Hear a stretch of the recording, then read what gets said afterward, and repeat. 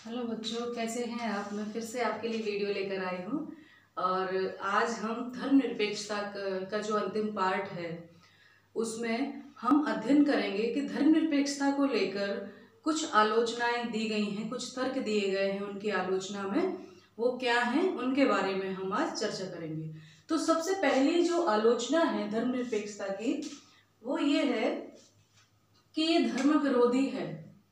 जो धार्मिक अपने आप को तथाकथित धार्मिक लोग मानते हैं वो ये समझते हैं कि चूंकि ये किसी धर्म को प्रश्रय नहीं देती और सभी धर्मों को समानता की बात करती है, और तो ये धर्म विरोधी है। धर्म विरोधी कैसे है कि किसी का तो ये मानना है कि किसी राष्ट्रीय धर्म को इन्होंने प्रश्रय नहीं दिया। दूसरा, अगर कोई अपने निजी मामले में किसी समुदाय किसी वर्ग को कुछ भी अपने नियम बनाते हैं तो इसमें कहीं ना कहीं अगर वो ऐसा होता है कि मानवीय गरिमा के विरुद्ध होता है तो उस पर सरकार हस्तक्षेप करती है। तो इसीलिए ये लोग इसको धर्म विरोधी मानते हैं कि ये हमारा धर्म का मामला है, इसमें कैसे सरकार हस्तक्षेप कर सकती है, राज्य कैसे हस्तक्षेप करता है ना।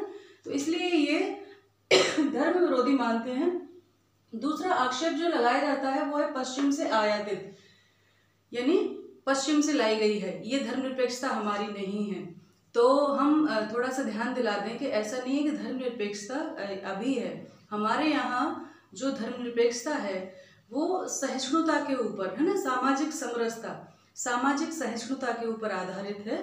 आप अगर थोड़ा सा जाएंगे पीछे, जब स्वतंत्रता आंदोलन में हम जाते हैं तो चाहे हिंदू हो या मुस्लिम हो, सभी ने कंधे से कंधा लगाकर इस देश को स्वतंत्र कराने के लिए जी जान लगा दिया।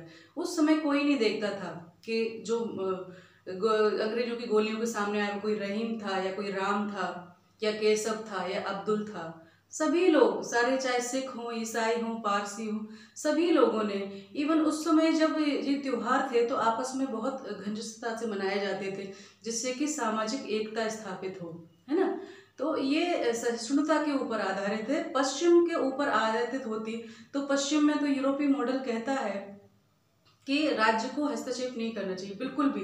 अगर कोई धर्म के नाम पर कुछ भी कर रहा है तो उसमें राज्य हस्तक्षेप नहीं करना चाहिए, उन्हें खुद ही निपटना चाहिए, है ना। लेकिन हमारी जो भारतीय धर्मनिरपेक्षता है उसमें ये है कि भाई अनुच्छेद 25 से लेकर 28 तक ये बात की सुनिश्चितता की गई है कि सभी नागरिक कोई भी जाति धर्म के हों, सभी को अपने धर्म को मानने की, उसके प्रबंध की, अपने अंतःकरण की स्वतंत्रता है। कोई भी दूसरा व्यक्ति उसमें अगर बाधा पहुंचाता है तो राज्य उसमें हस्तक्षेप करेगा और उसकी धार्मिक स्वतंत्रता की रक्षा करेगा।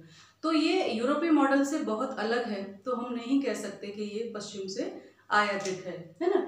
अगला जो आक्षेप लगाया जाता है वो है अल्पसंख्यकवाद, यानी जो भी धर्मनिरपेक्षता है कहीं ना कहीं तथाकथित अल्पसंख्यकों के लिए है। उनको ही ज़्यादा, जो कम संख्या में है उनको ही ज़्यादा ये लोग प्रश्रय देते हैं। तो चूंकि पश्चिमी सारे देश हैं जहाँ भी है वहाँ धर्मनिरपेक्षता लागू की गई, लेकिन जो बहुसंख्यक लोग थे सिर्फ उनकी ही बोलबाला रहा, उनके धर्म का ही बोलबाला रहा। बाकी जो अल्पसंख्यक लोग थे उनका जो है हमेशा परेशान रहे। तो भारतीय संविधान में ये ध्यान रखा गया कि जो अल्पसंख्यक वर्ग है वो भी शांति से, सुरक्षित तरीके से अपनी संस्कृति को, अपने धर्म को बचाए रखें, है ना।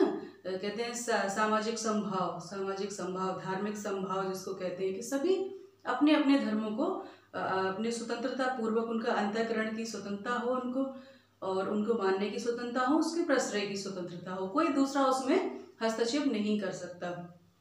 तो इस प्रकार से ये कहना है कि अल्पसंख्यकवाद, हाँ अल्पसंख्यकों को प्रश्रय दिया गया है।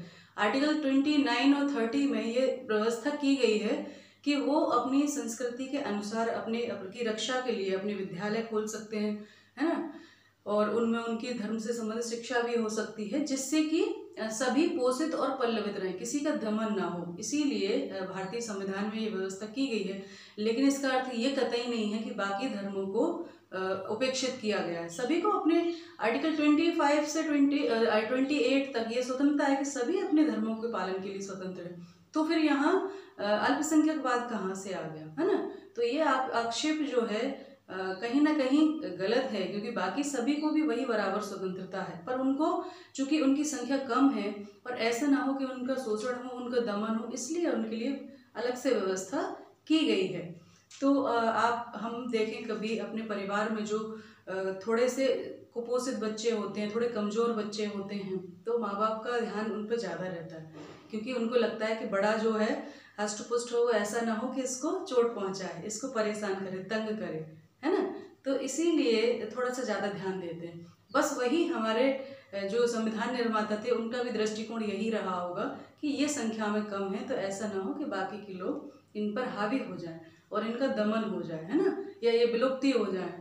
तो इसलिए उस सांस्कृतिक विभिन्नता को बचाए रखने के लिए ये प्रावधान किए गए हैं। तो उसमें ये आक्षेप लगाना कि ये अल्पसंख्यकवाद को प्रश्रय है, तो कदापि सही नहीं है। अगला जो है वो है वोट बैंक की राजनीति। वोट बैंक की राजनीति यानी ये जो धर्मनिरपेक्षता है, ये कहीं ना कहीं वोट बैंक की राजनीति है, सिर्फ लोग वोटों को आकर्षित करने के लिए। तो कोई भी समय हो, देश काल हो, परिस्थितियां हों, ये किसी एक समय के लिए नहीं बनाई गई थी व्यवस्था, है ना, आजीवन हो गया, ये तो अनंत काल हो गया, जब तक कि किसी समय परिस्थिति में लोग ये ना समझे इसको बदलने का, तब तक ये चलती रहेगी। और अभी करीब अपने जो है इतने वर्ष हो गए, लगभग 75वें वर्ष की ओर अग्रसर हैं, तो अभी तक ऐसी स्थितियां नहीं बनी हैं। इसका अर्थ है कि ये ठीक ठाक है, तभी अभी तक हम लोग चल रहे हैं इसको लेके, है ना। तो वोट बैंक की राजनीति तो किसी एक समय के लिए ये नहीं बनाया गया है, अनंत काल के लिए बनाया गया है। तो वो जो सत्ता में है लोग वो बदलेंगे, फिर कोई और आएगा, तो ये नियम कानून तो सभी के लिए हैं। इसमें वोट बैंक की राजनीति तब होती जब किसी समय विशेष के लिए ये बनाया जाता, है ना, कि भाई जैसे वोट बैंक की राजनीति तो जैसे किसी समय पर सरकार है और वो अपनी घोषणा कर दे चुनाव के समय में कि हम ये करेंगे, तो वो ठीक है, वो घोषणा, वो कार्यक्रम उस समय के लिए है। लेकिन ये जो प्रावधान किए गए हैं ये अनंत काल के लिए किए गए हैं, तो पीढ़ियां दर पीढ़ियां जितनी भी कोई भी आएगा सरकार, सभी के लिए समान है। तो ये आक्षेप उचित नहीं है। एक और है कि असंभव परियोजना, यानी ये एक ऐसा प्रोजेक्ट है जो कभी हो ही नहीं सकता, पूरा कंप्लीट हो ही नहीं सकता, क्योंकि इसमें जो चीजें दी गई हैं कि धर्मनिरपेक्षता यानी सभी सामाजिक समरसता, धार्मिक समानता की बात की गई है कि सभी धर्मों को समान प्रश्रय मिले।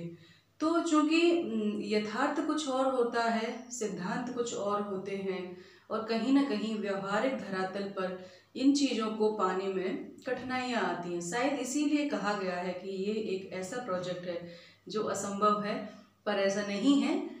हम जो है इतने वर्ष हो गए, हमारे देश को 72 साल हो गए गणतंत्र हुए, और उससे पहले 75 साल लगभग हम लोग कंप्लीट कर रहे हैं अपनी स्वतंत्रता के। तो ऐसे में जब से संविधान लागू हुआ है, हम तो बात करें 50 की, तो 72 वर्षों में छोट-मोट घटनाएं हैं आपसी द्वंद्व की, बाकी कोई ऐसा नहीं आया है कि ये हमारी धर्मनिरपेक्षता प्रभावित हुई हो, या किसी सरकार ने किसी धर्म को प्रश्रय देने के लिए बाकी धर्मों को दबाने की कोशिश की हो। तो अभी तक बड़े अच्छे तरीके से सभी धर्मों का पोषण और पल्लवन हो रहा है, और जो धर्मनिरपेक्षता की अवधारणा है वो समय समय पर ये भी देखती है कि किसी धर्म के विशेष के वर्ग के लोगों को अंतर्धर्मनिरपेक्षता हो या अंतःकरण वाली, है ना, अंतर्धार्मिक वर्चस्व की बात हो या अंतर्धार्मिक वर्चस्व की बात हो, दोनों ही स्थितियों में हमारे न्यायालय ने हस्तक्षेप किया है और न्याय प्रदान करने की कोशिश की है। तो ये कहना उचित नहीं है कि ये असंभव है, संभव है, वो संभव हो रहा है ना।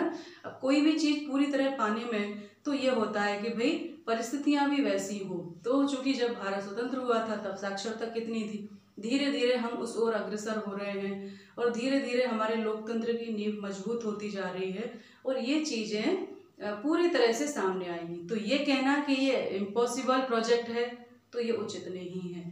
तो हमारी धर्मनिरपेक्षता, भारतीय धर्मनिरपेक्षता, भारत का जो एकता में विभिन्नता वाला रस है उसको पल्लवित करती है, पोषित करती है, क्योंकि विभिन्न धर्म, विभिन्न संस्कृति हमारे यहाँ हैं और आराम से रह रही है। विविध रंग हैं यहाँ पर, ऐसा नहीं कि सारे रंगों को हटा दिया जाए, सिर्फ सफ़ेद रंग हो या सिर्फ काला हो या केसरिया हो या हरा हो या नीला हो, तो कैसा लगेगा।